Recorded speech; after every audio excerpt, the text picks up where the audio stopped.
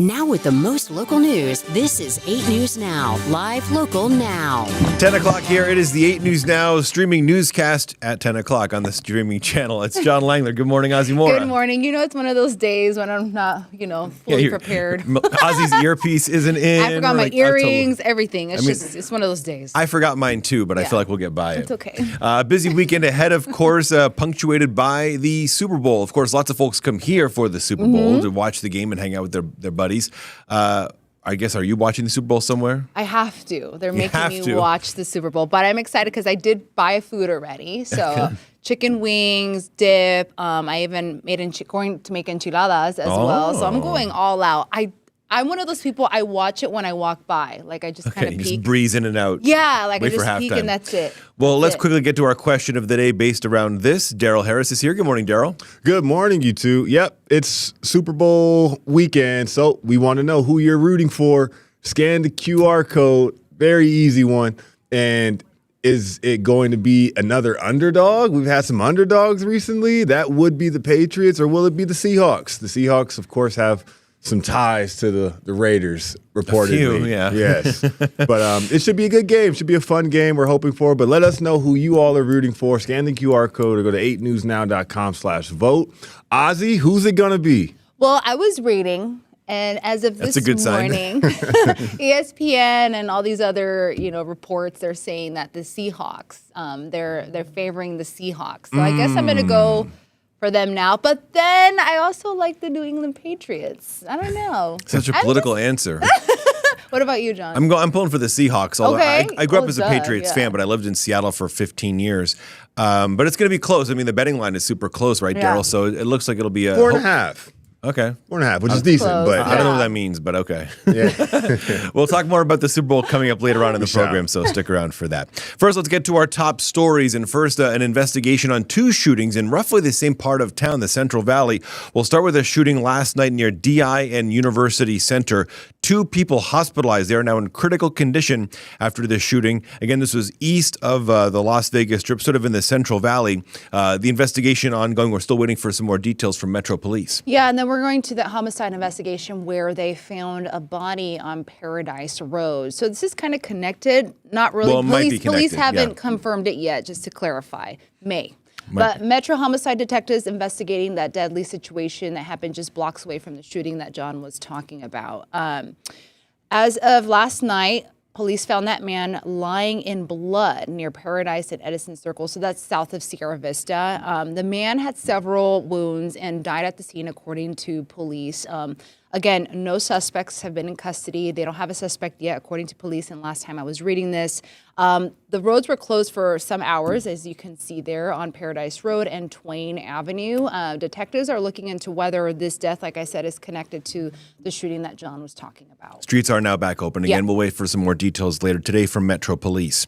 Also from Metro Police, new body camera video from officers involved in that shooting in the south end of the valley, a horrible situation where a father and his son were shot and killed. This is the video released yesterday by Metro Police. It's compelling, but really hard to watch. You can see the father walking out with his son there. This is, again, police body camera video. This is before officers say they had to open fire. The father in this case is, again, the one who was accused of holding his son hostage there. Quentin Baker allegedly held his son at gunpoint. There you can see the video there. That is just...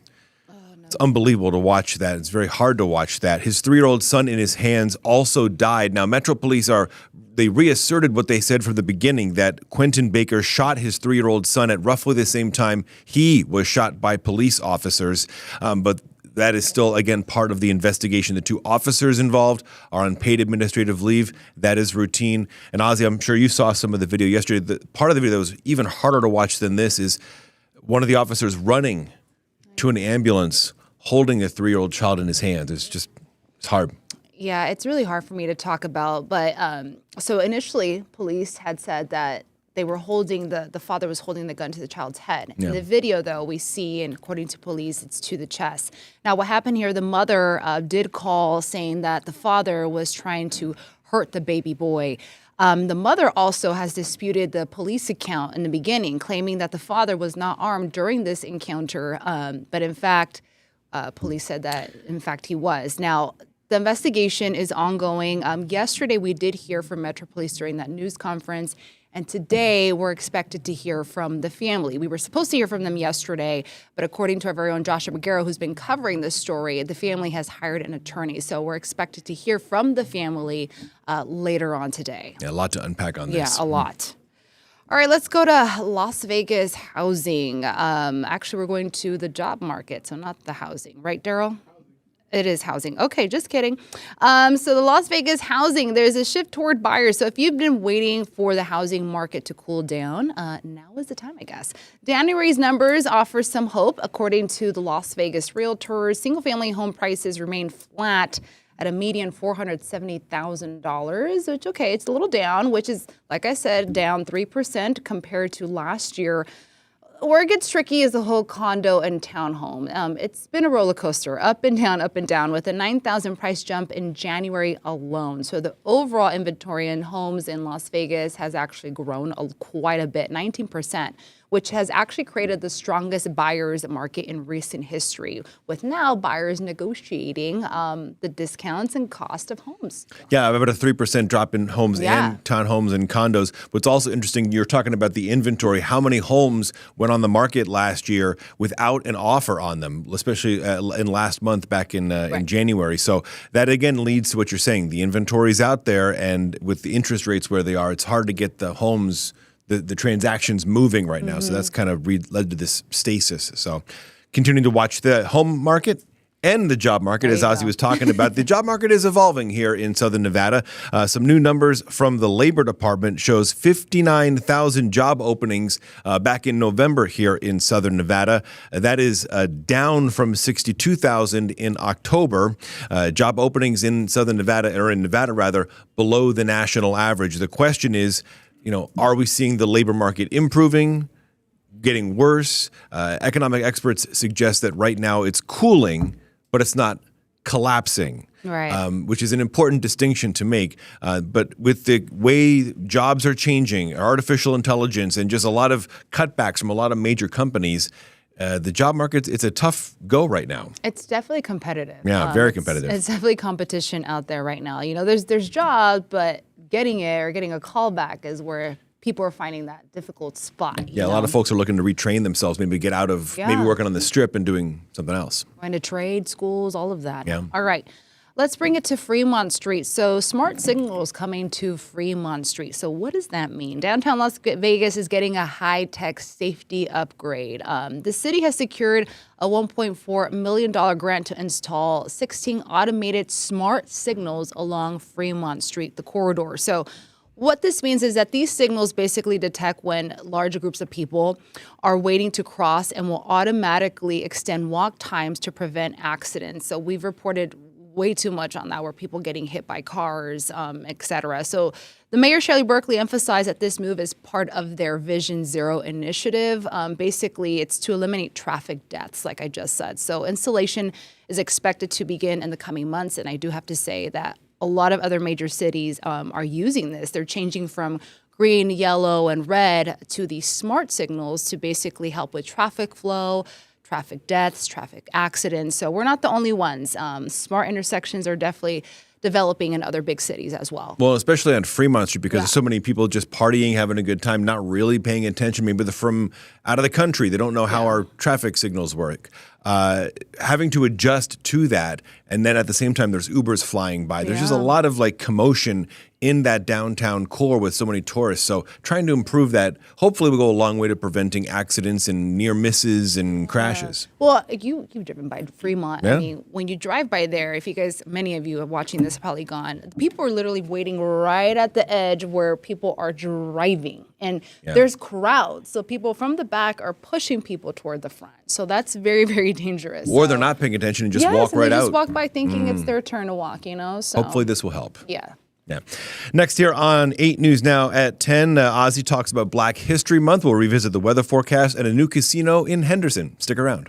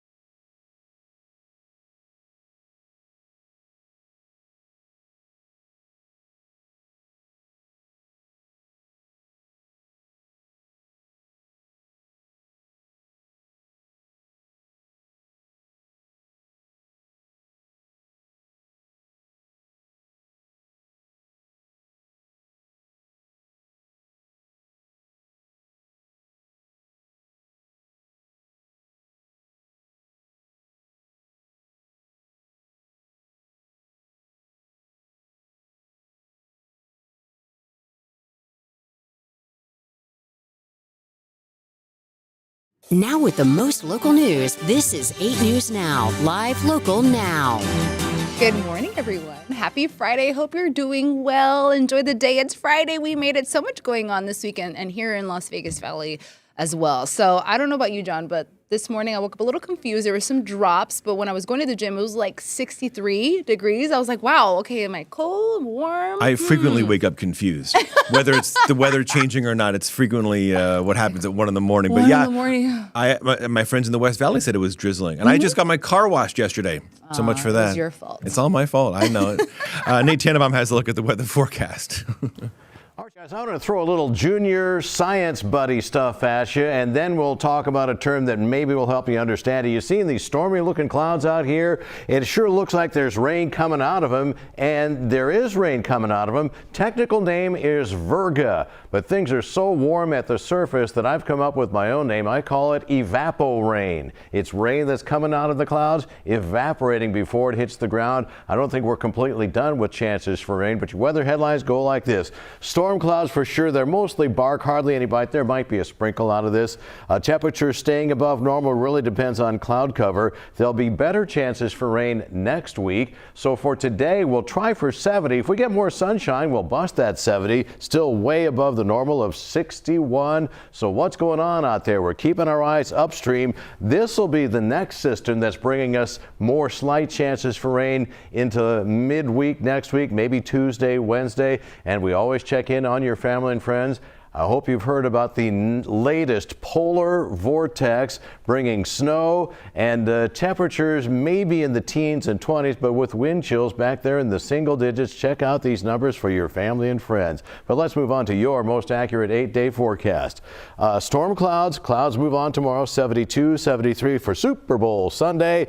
Nice Monday. Tuesday, the clouds pick up again. Temperatures may sink a little bit, but still above normal. We'll see on those chances for rain as your Streamcast rolls on. All right, Nate, thank you. We have a beautiful weekend, too. Yeah. You're welcome for the rain. I wash my car. Yes. All right, let's get back to it. So we've been celebrating honoring Black History Month. We also have a special coming up soon. I think, Daryl, you mentioned next weekend, right? Yep. Our reporters have been working hard on some of these stories. Denise Valdez also did a story as well. Really, really good story. So a woman, a Las Vegas-based artist, is actually turning her living room into a makeshift museum. So this is Sherry Lynn Blackwell, and she has a very, very wonderful, interesting story. Turning her family's 300-year-old history into a powerful new art collection. So this is part of it. Our Ryan Tismaneski covered the story. He went out there, just wonderful.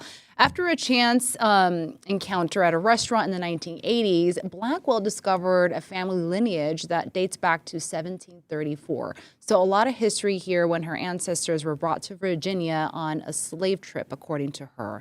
Now, with the family tree over 5,000 names, Blackwell is using her story to combat the removal of Black history from schools.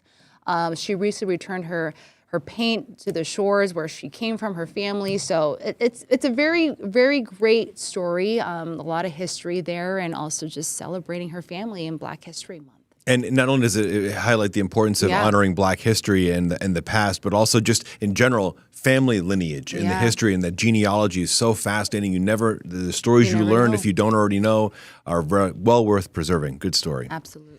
Now to Henderson and a new casino that is coming online soon-ish. We're talking about the Cadence Casino from the folks at Boyd Gaming. This is next to the existing Joker's Wild on Boulder Highway, and it will be opening in late March. A new option down in the Southeast Valley. 10,000 square foot casino, right, I guess I mentioned on Boulder Highway. What's interesting is how this fits into the growing community. Cadence, if you live in the southeast part of the valley, maybe you live in Cadence yourself, it's growing very quickly. There's a lot of homes being built down there. And it wasn't that long ago Boyd Gaming formally closed and started knocking down Eastside Cannery, which didn't reopen after the pandemic. Meanwhile, not that far away on Boulder Highway, they're opening this. It's a sign that a lot of these local casino companies are shifting out of maybe older parts of the valley and going to newer ones. Station Casinos has been doing this. Other companies are doing the same thing. So Cadence Casino will soon be coming online near Henderson or in Henderson, right off Boulder Highway in the Cadence community. Such a growing community. Yeah, a lot of homes down there. Absolutely. All right. It's your time to vote if you can. We're not talking about question of the day, okay? We're talking about students here in Las Vegas. So you could put a local student's artwork right there on the sphere. So what does this all mean? It's a really great opportunity for our students to get involved and to showcase their artwork. I love seeing this. So voting now is now open for the 3rd annual Sphere XO Student Design Challenge. So it's focused on Pi Day, which if you may know, it's in March. March 14th. There we go. Thank you, John. So 8 winners from elementary, UNLV will have their Pi Day themed art display on the Exosphere March 11th. In addition to this, the winning high school and college students will also receive $10,000 in scholarships, which is amazing. You can vote actually every single day on the Sphere's website. You have until February 27th. Now, keep in mind, they kind of sort them out by groups, so you have to vote for one student in each group category. It's a little difficult, but it explains everything on the website on how you can vote, how many times, and the scholarships and prizes and everything like that. So I believe the entries have to deal with pie, right? As in Pi Day. I think they should have, instead of math pie, actual pizza pie or apple pie. That's because you had some this morning. Maybe. I'm a little focused on pizza right now. Yes, he's like, I feel parched. I got pizza on the brain. Well, that's cool. I love when they highlight local students on something so iconic as the Sphere. It hasn't been around that long, but it's such an important part of the valley. I would be so excited if my little stick figure showed up on there, because I can't draw, but that would be me. I would be so excited. You can draw a pie. We can both draw a pie. We can figure it out. We've got more 8 News Now at 10 after this.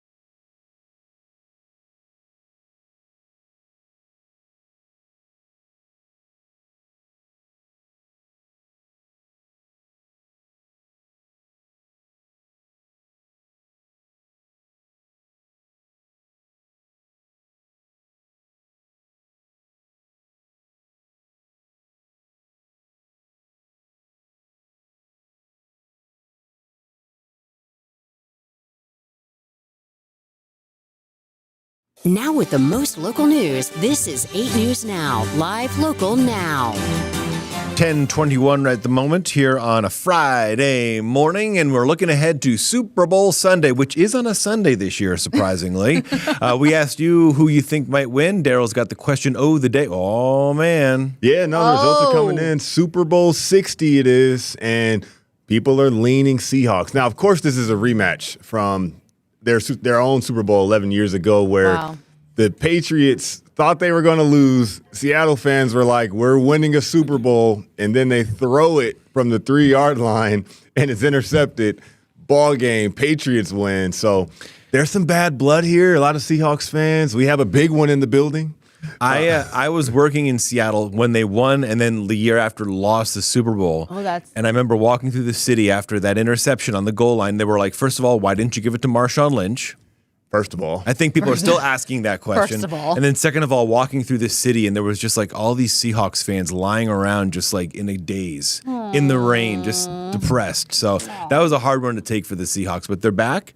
Patriots are back. Should be a good game. I'm looking forward to it. Two great teams. Yeah, new blood. And don't forget, year only. these votes are binding, by the way. So you will be held accountable for all of these votes for the right on Monday morning. We're going to come collect. Yes, we're going to come collecting. We appreciate you all for chiming in and participating. This will be up all day long. We'll check on this as the day evolves and progresses. Now, of course, the Super Bowl is more than the game itself. There's the commercials. Everyone looks forward to watching the commercials. There's also just a lot of spending to go for the game. It's the food. It's all the ancillary stuff, the party things that go along with it, and the gambling. There's some gambling. Retail Association of Nevada says that about $200 million will be spent here in Nevada on the Super Bowl, 9.3% higher than last year, which is saying something. That is a lot. People are cashing in. Well, and a lot of folks, of course, come to Las Vegas to enjoy the game at sports books. You know, a bunch of guys will rent a suite at the Strip and have their hangover moment. Yeah. So it's a big spending time in Las Vegas, too. That's aside from the gambling.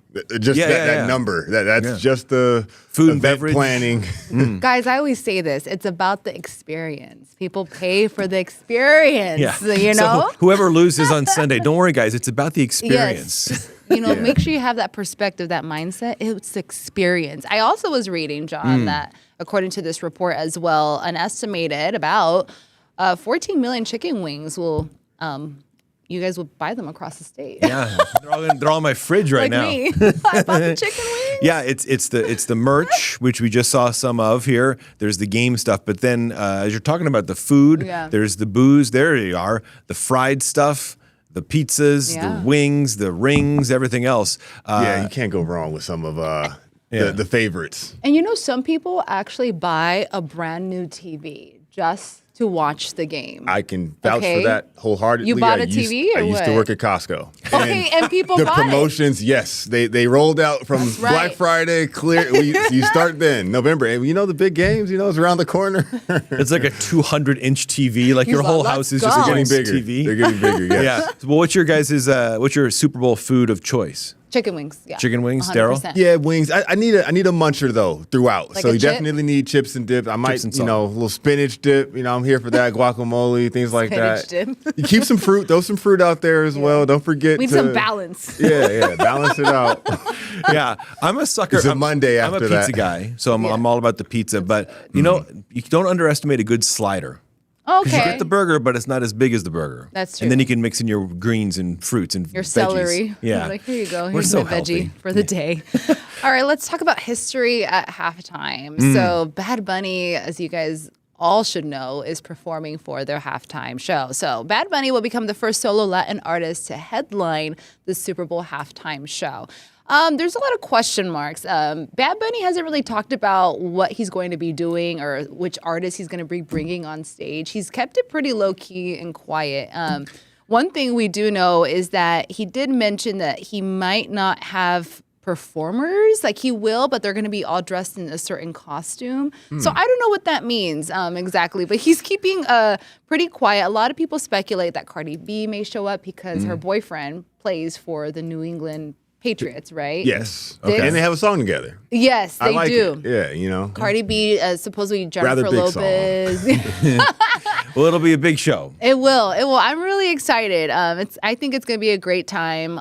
So we have whatever Coco Jones on the like. national anthem. Yeah. Which some folks are definitely looking towards as well. The Puppy Bowl will be going on around this. We have a local participant in the Puppy Bowl. So there's the game. Outside the game, Charlie Puth is on scene as well. So there'll be plenty of performers, plenty of things to talk about. Looking forward to it all. So that'll be on Sunday, and we'll see you right back here on Monday at 10 o'clock as well. So thank you very much for watching. Enjoy the day. Bye.